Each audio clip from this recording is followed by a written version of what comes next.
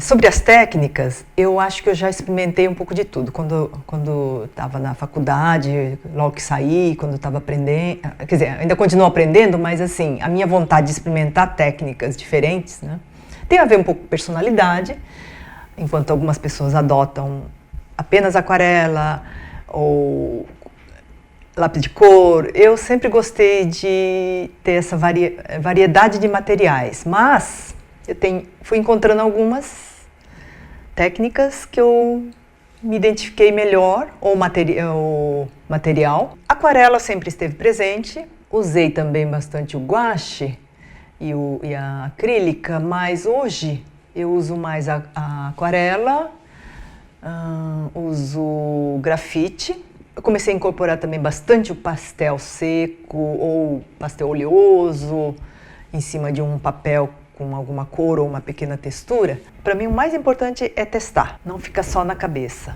Ao testar, eu acho que eu sinto que a mão vai soltando, aquela linha que estava muito dura, né, vai ficando um pouco mais fluida, um pouco mais próximo daquele personagem, quase como conseguir tocar naquele personagem. E chega um momento e fala, olha, acho que tá aqui. Capturei o personagem. É um pouco assim. Isso não é nada mágico, não. Acho que é um processo mesmo de construção. Tanto é que em japonês, obra tem o ideograma construir e construir, se for objeto, objeto, se for, né, obra. Se for construir um texto, construir mais frases, ou você vai juntando ideograma, sempre com esse ideograma construir. Mas o que influenciou mais, eu acho que foi a partir do sumie, que deu uma diferença no meu trabalho. A partir do momento que eu fui aprender o sumie, fui praticar o sumie, eu acho que já começa a mudança no olhar. E tem a questão do material também, a pincelada que vai sendo incorporada, mesmo quando eu uso aquarela, o espaço, o tratamento do espaço, a simplicidade mesmo. E aos poucos, cada vez mais, eu vou limpando, vou pro essencial, acho que esse é o ponto, o essencial. O meu professor dizia que não pode haver uma pincelada sem sentimento ou sem emoção. Então, o praticar eu acho que é um pouco para poder você deixar mais livre a mão estar mais solta. Isso acontece também no grafite, ou no desenho, enfim, né? A prática do dia a dia. Eu acho que fez essa diferença o sumie. Então, começou a entrar em outras técnicas também, principalmente no espaço. Por exemplo, em ori, que é uma técnica, como material eu usei grafite, carvão e uma mistura de um pouquinho de pastel. O vazio, o silêncio, vem muito da arte oriental, principalmente do sumie. Um pouco diferente das histórias tecidas em seda, a inspiração maior, a composição, e acho que eu me inspirei muito nas gravuras, conhecido como ukiyo-e, nas gravuras, nas xilogravuras. Em outros trabalhos também. Agora, atualmente, acho que o sumie tem se tornado algo essencial no meu trabalho, que os leitores também acabam reconhecendo, enxergando ali, um silêncio. Então, acho que é o que marcou a partir desse momento que eu fui estudar o sumie. O computador acabou sendo muito uma ferramenta útil para mim, porque eu comecei a fazer muito planejamento no computador, separação de páginas, apesar de que eu sempre faço também à mão, faço paralelamente hoje em dia. Outra coisa que eu acho que o computador me ajuda, porque eu faço uma digitalização assim, em baixa resolução, algo muito simples para poder planejar e de repente diminuir aquela imagem que eu pensei em dar um zoom no rosto de um personagem, e eu posso experimentar jogar dentro de um quadro, fazer essas experiências. Ou então, aquela figura humana que está ali inteiro, eu posso fazer recorte, eu posso jogar na página num formato diminuindo bastante, reduzindo bastante e ver como funciona. Outra coisa, o Sumier, eu já passei a eu mesma digitalizar, porque eu uso um papel especial de fibra vegetal que, dependendo da textura que eu quero, ele não tem uma gramatura uma gramatura de 90 gramas ou, enfim, enruga um pouco, né? Ou eu incorporo, penso em incorporar isso também, ou então, de repente, eu trato da forma como eu quero, retocando ou então dando um contraste maior, sem que perca o tom de cinza. Então, esse controle eu consigo eu mesma trabalhar um pouco mais. Por outro lado, eu preciso sempre estar visualizando depois, imprimindo. Por isso que eu faço um boneco digital, uma última etapa. Boneco digital, quando eu falo boneco digital, eu mando imprimir numa gráfica. Eu tenho um boneco, é possível fazer um boneco, 2 bonecos. Aí eu consigo também ver um pouco da cor, porque dá muita diferença na impressão.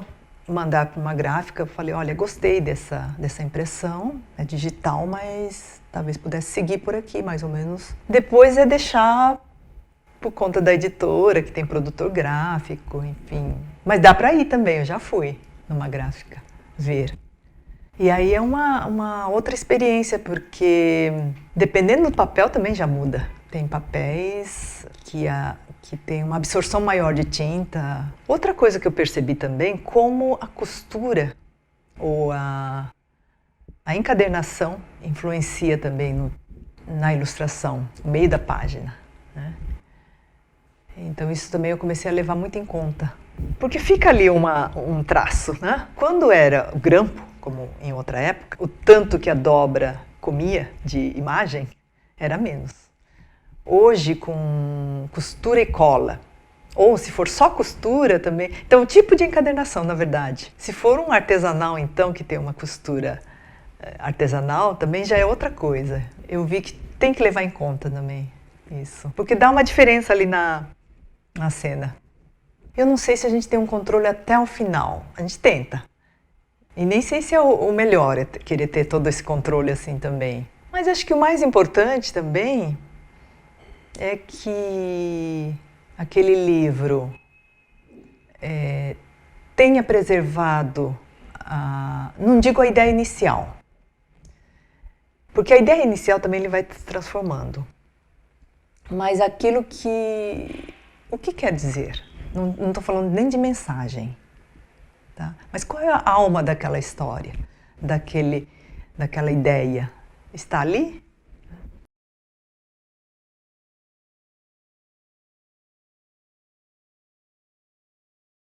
Eu acho que eu diria a arte original. A arte original seria a prancha onde foi pintado. No caso do Tantos Cantos, não tem essa arte original. Então, já é outra história. Digital é outra história, né? Tem livros que o próprio rascunho, o que era para ser um rascunho, acabou se tornando-se original.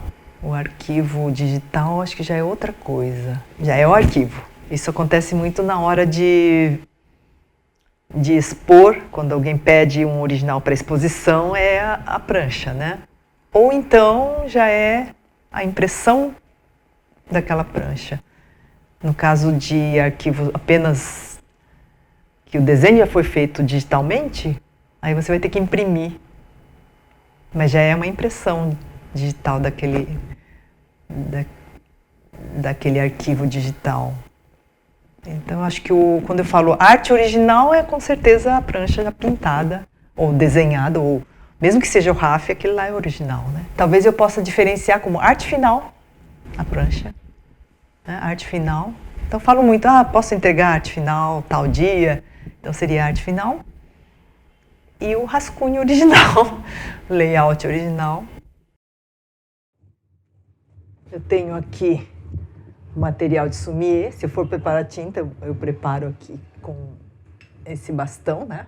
Mas normalmente eu uso já preparado, assim, que eu deixo em conta-gotas por ser muito concentrado. A tinta preta. Então eu coloco num vidrinho que tenha conta-gotas. Ele é tão concentrado que uma gotinha ou outra já resolve.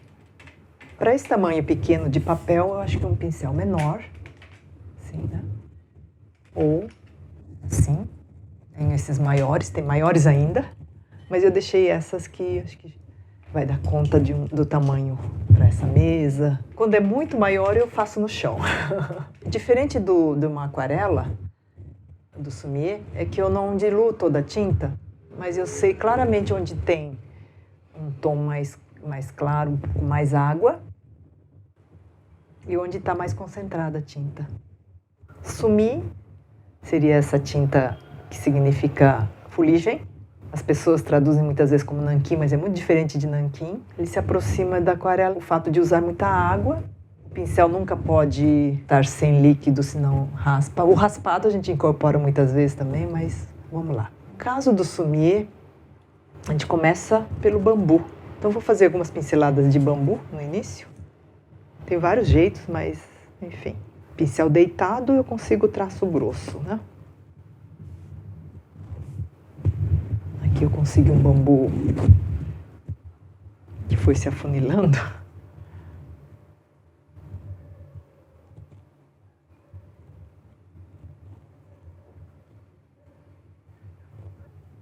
Eu deixei aqui. Lembrei que aqui está a tinta mais grossa, porque quando eu quero uma pincelada mais escura, né?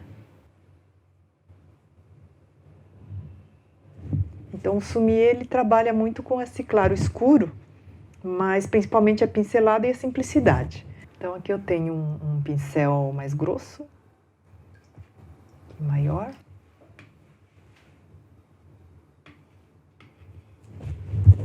Tenho a tinta.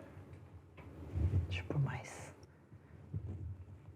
Eu já até fiquei de pé porque eu quero mais movimento. O espaço é maior, né? Então vamos lá.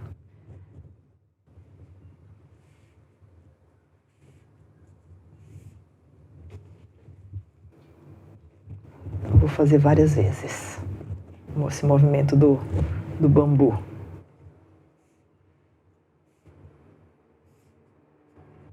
A falha também a gente acaba incorporando. Não vou consertar, porque o sumie não tem retoque. Aqui já vai clareando, porque tem mais água. O pincel deitado, eu consegui traço mais longo. Então, basicamente, o sumie tem a ver com a posição do pincel. Mas eu tenho uma ideia na cabeça já, um planejamento, que eu vou fazer o bambu, corpo do bambu, depois os galhos que nascem. Tem muito a ver com observação, sim. As folhas. Acho que a parte eu acho mais difícil é a folha. É a posição do pincel. Como eu não sou também uma mestra em sumie, até aí eu acho que eu já não consigo, mas se for um mestre, ele já calcula e não fica pondo a tinta várias vezes. Se você reparar bem, ele vai... Tá vendo que está clareando? Então, o sumie tem muito de tirar proveito desse claro escuro do preto, né? Tá ondulando um pouquinho.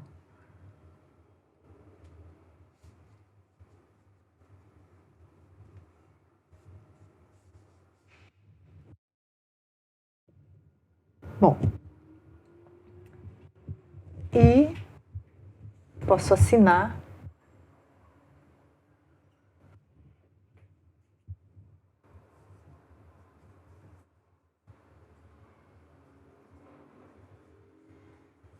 não assinei todo, mas se for o nome em japonês, porque aqui dá para ver também quanto tem a ver com a caligrafia. E também com o mesmo pincel eu consigo traços diferentes. Para finalizar é esse carimbo. Hiratsuka, meu sobrenome. Vou por aqui.